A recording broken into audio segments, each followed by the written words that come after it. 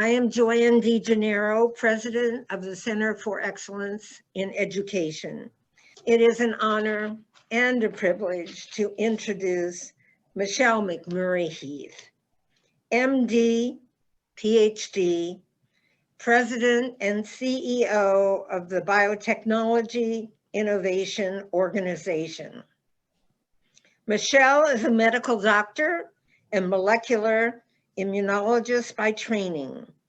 She received her MD, PhD from Duke's Medical Scientist Training Program, becoming the first African American to graduate from this prestigious program.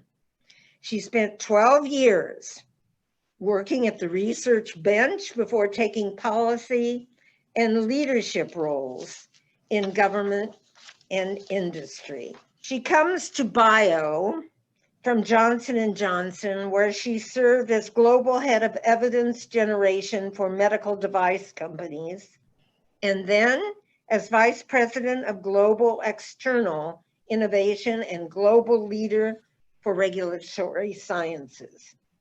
Prior to her time at J&J, Dr. McMurry-Heath was also a key science policy leader in government.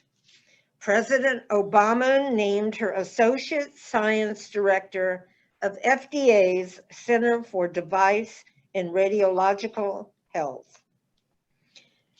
She also was the founding director of Aspen Institute's Health, Biomedical Science, and Society Policy Program.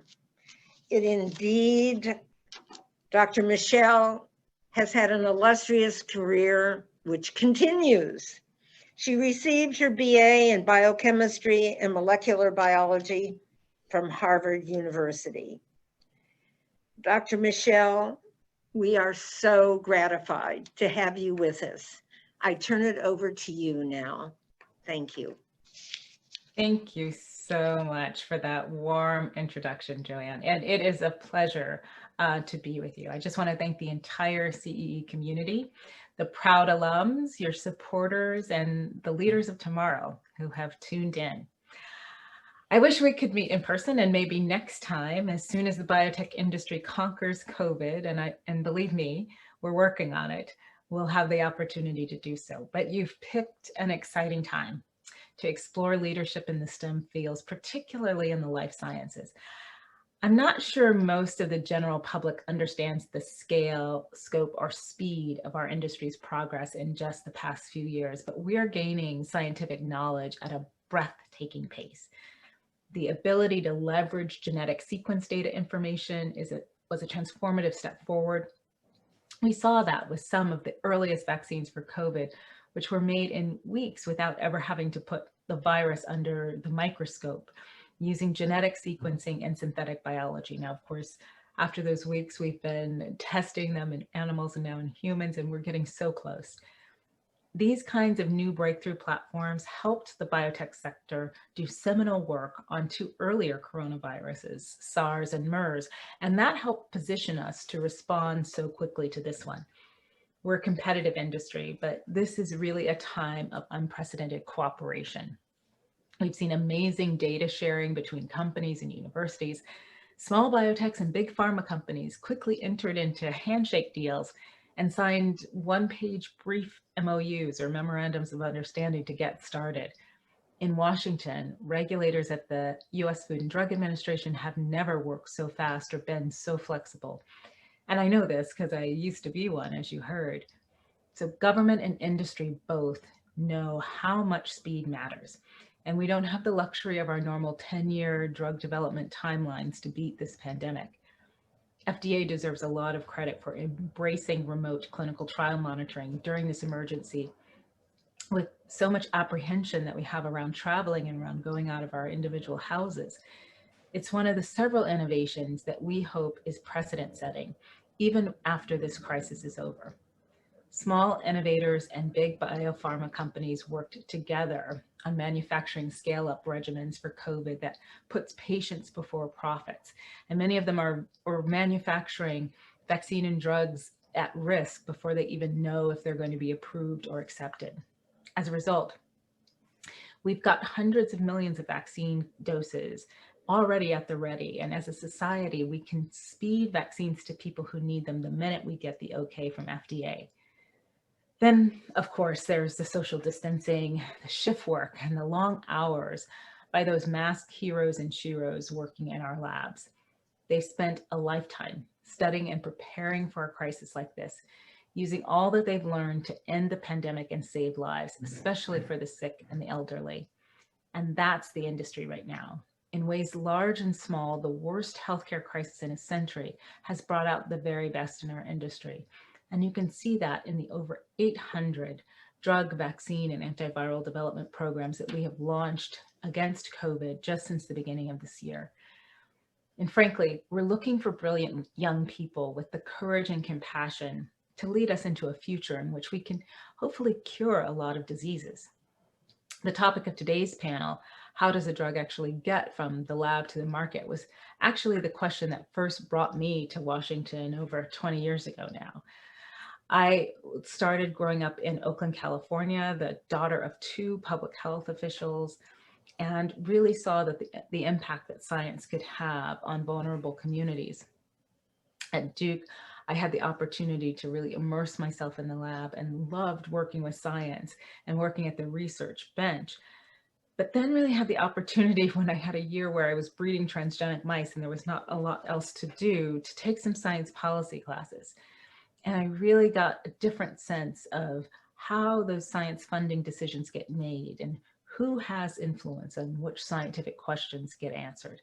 And that's really something that has motivated me since then. I had a close family member who participated in an early clinical trial that turned out to be very successful, and he was in the effector arm, so he got to benefit from that early treatment. But it really showed me the challenges that families face when they're thinking about interacting and participating with medical research, and how much is on the line, as so many Americans this year have seen, when you're waiting on a cure to come from the research.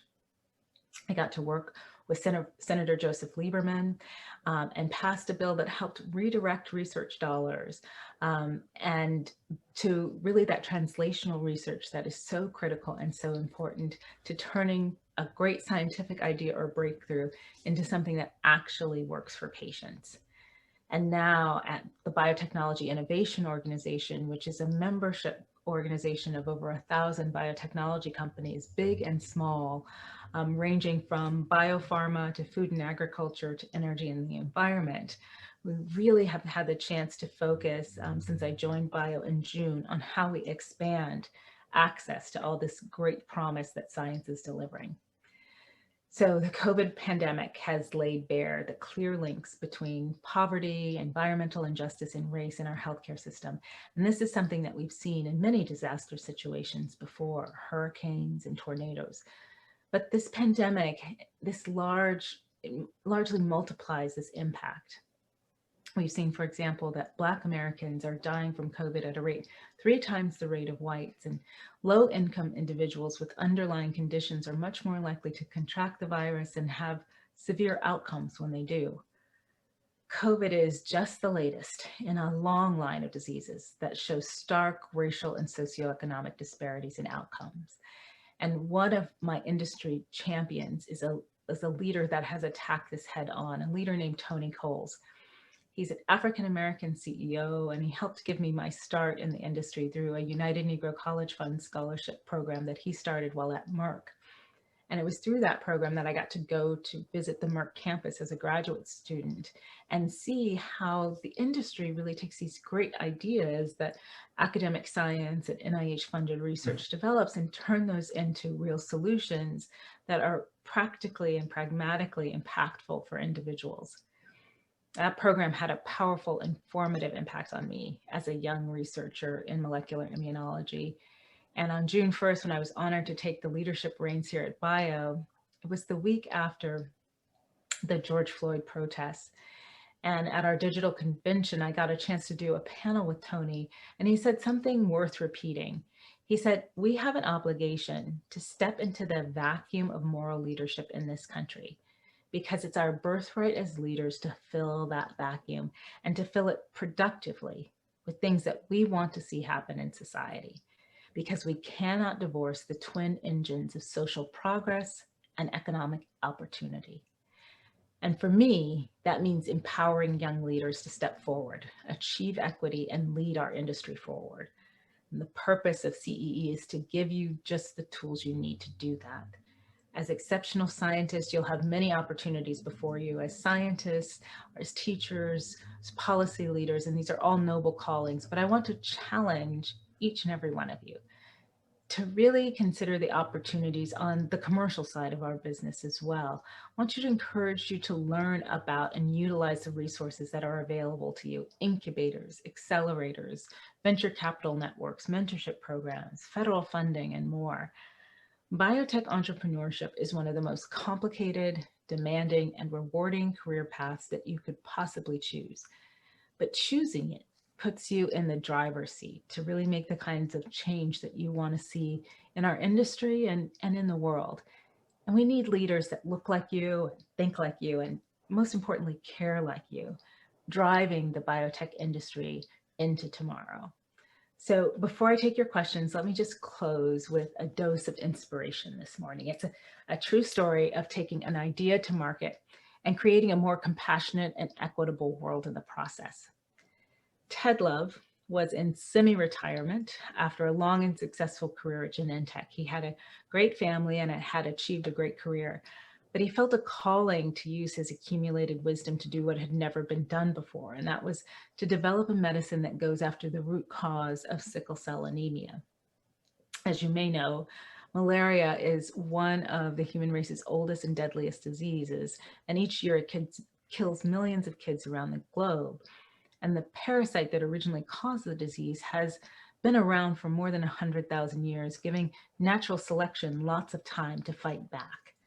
And in regions like sub-Saharan Africa, where malaria is endemic, the evolutionary response to this disease was the sickling of red blood cells into a sword shape that confers some resistance to malaria. Now, most people who are born with this variant have a sickle cell trait and may not even know that they have it because they only carry one copy of the altered gene. And why would they? They're healthy, their hemoglobin is doing its job, carrying oxygen to different parts of the body. But those born with actual sickle cell disease and that have two copies of this sickled trait face a difficult and uncertain future. They tend to have a shortened life expectancy due to multi-organ failure. They have excruciating pain episodes and can get an acute chest syndrome, jaundice, or strokes. For decades, modern medicine produced very little in the way of new drugs to help those living with this terrible condition. And sadly, it was for lack of trying. There simply wasn't the leadership or the capital to tackle this disease that afflicts people who are brown and Black much more commonly than it does others.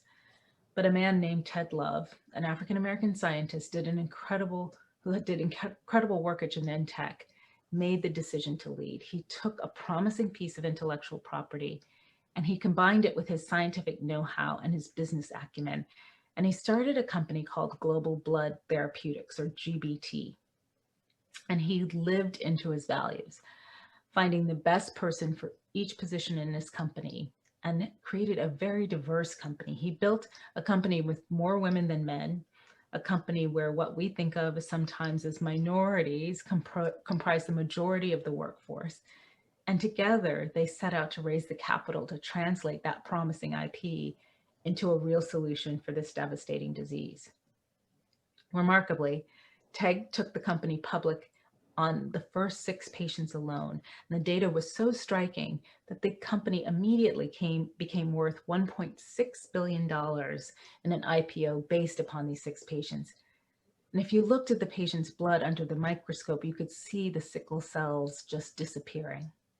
Last November, the FDA approved the first drug ever that attacks the underlying cause of sickle cell. GBT earned regulatory approval for Oxbryta on its very first attempt, 3 months ahead of schedule. And now Ted and his team are out there educating doctors, educating the community about this breakthrough and its transformative potential. And people who spent their lives enduring horrible pain episodes and other serious symptoms are really now getting some relief and a new lease on life. They're succeeding because the GBT staff reflects the community they're seeking to serve. And I hope TED Stories inspires you as much as it inspires me. Our industry is ready for your inspired leadership. We are ready for you. So thank you all for the passion and your ambitions to be forces of social progress and economic opportunity. And I hope you take a big step towards knowledge, equity, and empowerment here and have an incredible and enriching experience with CEE. Thank you. Thank you very much, Dr. McMurry-Heath, for your inspirational words and personal story. We're very delighted to have your invaluable experience and wisdom. For the question and answers, I'd like to touch on several topics of potential interest to our audience. These will be questions first related to your career path, second, questions related to drug development and path to market, and third, questions related to current developments in the industry, for example, touching on changes due to the pandemic. So maybe as we get started, first for the students who may also be interested in pursuing a career in the health sciences, what do you feel has been the most rewarding and challenging aspects of your path? What made you decide to go into your field of study? Well, the most rewarding is always having an interesting and intriguing question to try to answer, whether it's a scientific question at the bench or a policy question about how do you try to attack something that has plagued society for quite some time and you're trying to come up with a new and novel solution. That kind of problem solving, as I'm sure everyone involved in this program would agree, is just one of the funnest things about science. And it really is a wonderful process. Challenges, I think, are not dissimilar from others. You know, you're always trying to find a way to fit that curiosity into life, to have some certainty about your path when actually your path sometimes chooses you, and you can't always predict where you'll be 5 or 10 years out. So I would say it's a combination of getting able to tackle those scientific questions and balancing the flexibility needed to keep pace with a career in the world as it changes. Next, can you tell us more about your current position as the president and CEO of Bio? You know, for example, what is the day-to-day like, and what do you hope to achieve? Well, I started at Bio in the midst of the pandemic. And so my day-to-day involves sitting on a lot of Zooms and really trying to connect with telling the story of bio and of our industry. We've been trying to form a lot of partnerships and enable the work that our companies are doing around COVID, while at the same time advocating for them and enabling them to continue the work they're doing in so many other disease areas. Now, interestingly, bio does not just cover biopharma, it also covers food and agriculture and energy and environment. So we've spent a lot of the summer really kind of revisiting our strategy and figuring out how we weave the narrative around the power of biotechnology across all of those factors and sectors of our society and what difference they can make. But I spend a lot of my day talking to people, understanding what issues they may face in their companies, talking to others outside of our industry about what we do, and advocating on behalf of the scientists whenever we can. Switching to drug development, thank you for sharing the story about, that you mentioned before. In general, what are the challenges that you feel are facing the industry now in finding new drugs? For example, where have we been successful, and where might have we not been so successful? Well, it's interesting because our area of biggest success is the science, right? I mean, we're in a year where CRISPR just won the Nobel Prize, and we have such amazing scientific techniques at our disposal that are really allowing us to answer some questions that, 5 or 10 years ago seemed unanswerable. So the science is no longer the rate limiting step. But often the regulation of the science, the distribution of the science, the payment for the science, the ability to have ongoing investment in the science, those are the things that can trip up our companies and our industry, and sometimes stand between the great ideas and breakthroughs that we have and the patients and the consumers who need them. So that's really why it's an interesting sector to be involved in the policy envelope of a sector, because it's one where the policy envelope is so determinative of what happens with the end result of the work. Here's a question from our audience member. How do you see the roles of academic and public and academic or public and corporate work in drug development in relation to one another? Like two peas in a pod, they're both very necessary. You know, academic, curiosity-driven science is incredibly important. It gives us the basic understanding we need of the pathophysiology of disease, of different scientific approaches and techniques that might work to answer a question. It lets us understand the roadmap in, for example, in the human genome of where we need to go. But having trained in academia, there's sometimes a tendency to think that that's the bulk of what needs to be done. That's the hardest part. That's really what it takes to deliver a new solution to a patient. And yet, having had the opportunity to work with companies big and small, I can tell you that the science of turning those ideas into a practical medicine or drug that can actually help and serve a patient in a predictable way with a predictable amount of efficacy and an assurance of safety is its own complete scientific field. And you can't have one without the other. And often we find that that academic part of the research is maybe 5 or 10% of the total development cost of bringing a new solution to patients, for example. So while it's critically important, it's foundational, it's not the whole shebang. And we shouldn't sell short the amazing innovation and scientific know-how that goes into that latter part of the pipeline. So here's another question from our audience. How challenging is the policy discussion right now on CRISPR? How do you counter fears with potential scientific progress? It's so interesting. We had the head of the Food and Drug Administration Center for Biologics address one of our meetings recently, and I asked him this very question. I said, you're in a situation where CRISPR is winning the Nobel Prize. It's the holy grail for many intractable human health issues like cancer. And yet when we talk about agriculture, it's feared and loathed. And he said, yeah, it's never made any sense to me that people say, yes, change my genome, but don't change the genome of my corn. And I thought that was just a nice way to put it in perspective, that the technology is the same and the promise of the science is the same. And we have to have a rational approach across all of its applications, and not be afraid of the science, but be in awe of what the science can unlock for us. Because biotechnology, for example, in agriculture and the environment is not a nice to have.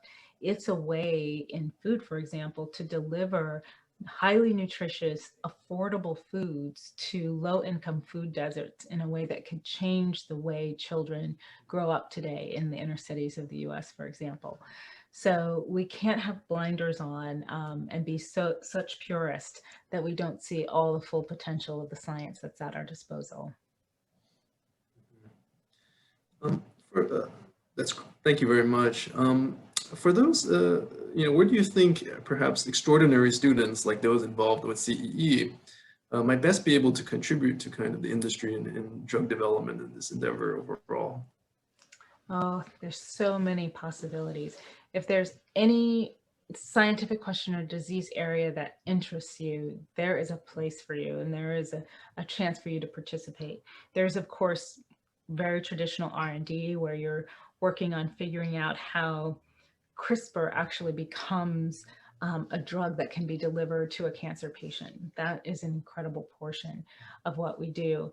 But then there's also designing the clinical trial so that you can test it and see if it works. There is understanding the regulatory process and putting together the applications that argue for the science and make it clear where the safety limitations might be. There's the epidemiology of following up on the use of the science to make sure it continues to perform and behave as you expect and hope.